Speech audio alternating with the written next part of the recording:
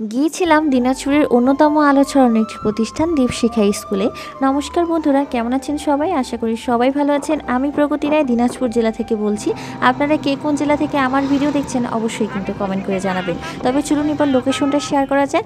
আমি গিয়েছিলাম দিনাজপুর সদর থেকে ডাইরেক্ট বালুয়াডাঙ্গা অটো করে, এবং বালুয়াডাঙ্গা যাওয়ার পর সেখানে কিন্তু আপনারা বাস, সিএনজি বা অটো যে কোনো একটা পেতে পারেন মঙ্গলপুর যাওয়ার জন্য। যেহেতু আমি বাসে চড়তে পারি না, তাই জন্য আমি ডাইরেক্ট অটো করে মঙ্গলপুরে গিয়েছি, এবং মঙ্গলপুরে কিন্তু আপনারা সেখানে অটো বা ভ্যান যে কোনো একটা পেতে পারেন। তবে আমি সেখানে ভ্যানে যাওয়াই পছন্দ করি। দেন আমরা চলে গিয়েছিলাম ডাইরেক্ট দীপশিখা স্কুলে। সো প্রথমেই বলতে হয় এর পরিবেশটা কিন্তু একেবারেই আলাদা। স্কুলে ঢুকতেই চোখে পড়ে পরিপাটি একটা ক্যাম্পাস, গাছপালা দিয়ে ঘেরা চারপাশ, যেন প্রকৃতির মাঝেই শিক্ষার আলো ছড়াচ্ছে। আর আমি যখন গিয়েছিলাম তখনই কিন্তু বাচ্চাদের ক্লাস করানো হচ্ছিল, আবার কিছু বাচ্চার ছুটিও হয়ে গিয়েছিল। তো বাচ্চাদের আচরণ দেখেই বোঝা যাচ্ছে তারা এখানে কতটা যত্নে আছে। ক্লাসরুমগুলো একদম পরিষ্কার পরিচ্ছন্ন, সৃজনশীল পরিবেশে তারা পড়াশোনা করছে। এখানে একটা জিনিস খুব ভালো লেগেছে, সেটা হচ্ছে যে পড়াশোনার শুধু দিকে নয়, এরা পাঠ কার্যক্রম যেমন গান, আবৃত্তি, নাচ, চারুকলা, সেগুলোকেও সমান গুরুত্ব দেওয়া হয়। বাচ্চাদের মুখে হাসি, চোখে স্বপ্ন, এগুলোই বলে দেয় দীপশিখা ঠিক কতটা যত্ন নিয়ে ভবিষ্যতের জন্য প্রস্তুত করছে তারা। তবে সবচেয়ে ভালো লাগার বিষয় হচ্ছে এখানে কিন্তু গ্রামের শিশুরাও যেন শহরের ভালো শিক্ষা থেকে বঞ্চিত না হয়, এটা উদ্দেশ্য নিয়েই তারা এগিয়ে চলছে। তবে আপনাদের মনে একটা প্রশ্ন জাগে না যে আসলে এত সুন্দর একটি বাঁশের তৈরি স্কুল কে আইডিয়া দিল বা কীভাবে তৈরি হলো?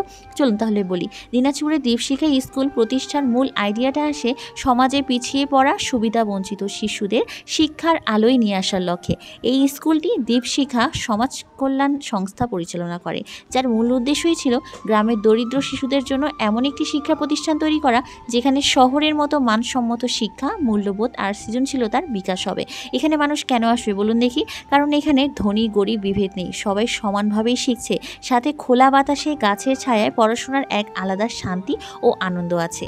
এবং এখানে কম খরচে কিন্তু ভালো মানের শিক্ষা, যেরকম গ্রামীণ দরিদ্র পরিবারগুলোর সন্তানরাও কিন্তু এখানে পড়তে পারে, কারণ এখানে ব্যয় কম আর সহানুভূতি অনেক বেশি।